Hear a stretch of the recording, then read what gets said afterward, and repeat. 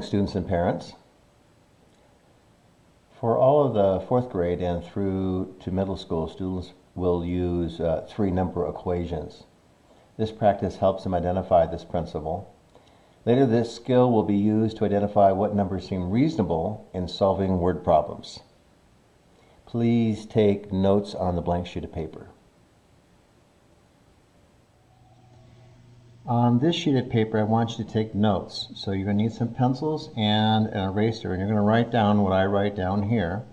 And it's a very important principle in mathematics that you'll be using up until around 7th or 8th grade, and then you'll be using different principles, but this one applies all the time in 4th grade. And the principle is Mr. Buddinger's three-number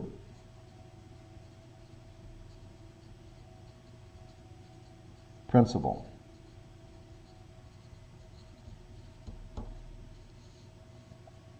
Now this principle applies, we're going to apply it to multiplication and addition. And we need a model here of like where we're going to put our numbers in. And you're going to see that this looks very similar to something you've seen before called fact families. Fact families follows this three-number principle. We're trying to apply this to something a little bit different though.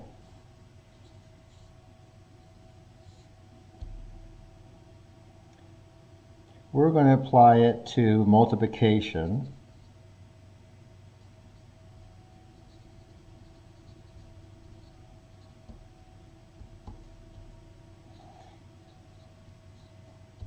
So our operation goes here.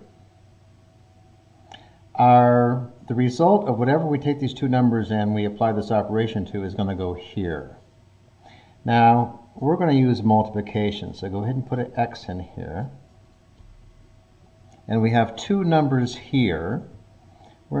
We call those numbers factors when we're multiplying. And what's the outcome here? What's this with these two factors when we multiply them together? What's the name of the results out here after the equal sign? That's called a product. So go ahead, pause the video if you need to catch up. Now, in most cases, you started with the factors over here and you came up with the product. In our skip counting, the factors are hopefully in your head and you're just coming up with products over here. So we're just going to use the product 12. So when you're skip counting, you come up with 12 in all different kinds of ways over here. You could skip count by threes. And what would be the number here that would equal 12? 3 times what would equal 12? 3 times 4 equals 12. How about if we have a 2 over here? What's going to be our second factor over here? What number here is going to equal 12?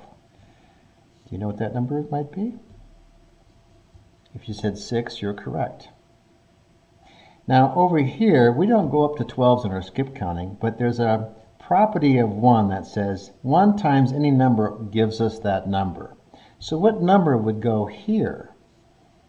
If you said 12, you're correct. So I didn't use any number, I didn't repeat any number over here. So these are the factors of the product 12. 1, 2, 3, 4, 6, and 12.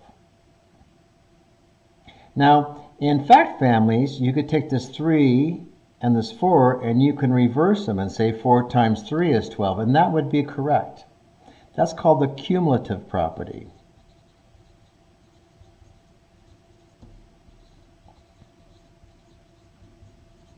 So we could take 4 times 3, this is what you did in fact families, and that would equal 12. But we aren't going to do this for this practice. We're just going to come up with the factors for 12. So, cumulative property, we're going to abbreviate that CP. Okay, no cumulative property for the three-number principle. Okay, you have to come up with different numbers, different factors that are going to equal 12. So I hope you understand that part. No cumulative property. You can't reverse any numbers because then you repeat the numbers twice. Only once can you use a number over here. Let's look at addition. So go ahead and draw a line. If you aren't caught up to this point just yet, okay, then pause the video and go ahead and fill this in.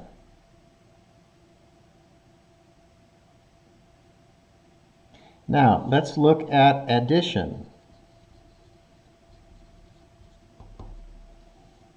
Okay, and we know the sign for addition is this plus sign. And let's do the same thing. Let's make our diagram here of how we're going to lay this out. Try and be neat.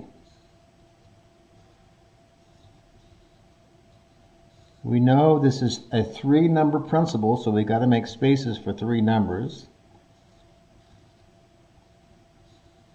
We're only going to go out 4 again. So for addition, let's use the same number. Okay. And let's go ahead and put our addition symbol.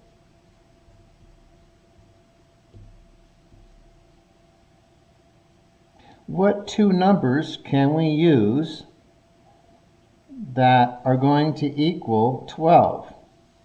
Well, first, let's get back to what we named these numbers here. Just like these numbers up here are called factors, there's a name for these numbers when we do addition. You might not have heard of this, or maybe you had. This is called add-ins. And you can have more than one add-in over here, but again, we're just doing the three-number principle. And what is it called when you add numbers together, what's the result of that called? What is this called on this side of the equal sign?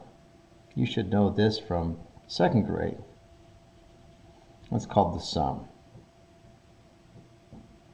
So what two numbers can we add here to get 12? Well, there's all kinds of numbers we can add to get 12. We could say 7 plus 5 equals 12. Now remember down here, we aren't going to reverse these numbers. We could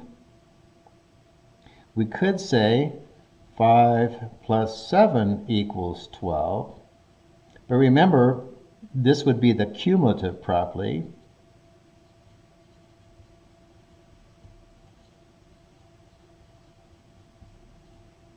Okay, of addition. And we are abbreviating that CP, and we're saying no cumulative property for this exercise. So we can't put 5 plus 7 down here. We have to come up with two completely different numbers. So let's use the same pattern that we had before. Let's say 8 over here. What would this number be over here? This would be 4. This is increasing by 1. This is decreasing by 1. Let's say 9. What number would be over here? We could say 3. And let's say 10 over here, and we could say 2 over here. So do we have different numbers over here? We didn't use a cumulative property. Let's see. 2, 3, 4, 5, 7, 8, 9, 10.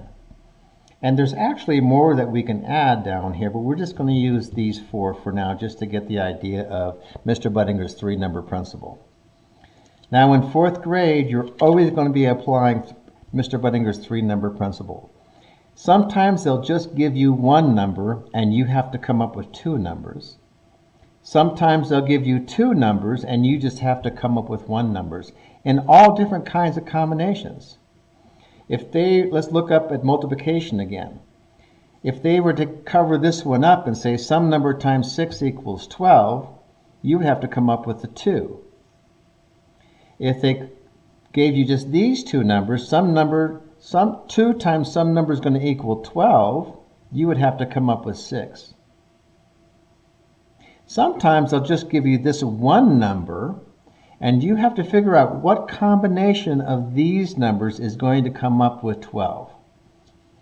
And that's the important part of the three-number principle. If they just give you the sum or the product, you have to come up with a combination of these numbers that are correct and solve the problem you're looking for. That's what is in your word problem here. They only give you one number. Okay, 24 square yards. They're only giving you that one number, and you have to come up with the other two numbers. And since we're doing area and perimeter, you have to figure what two numbers are going to be correct and give you the correct answer.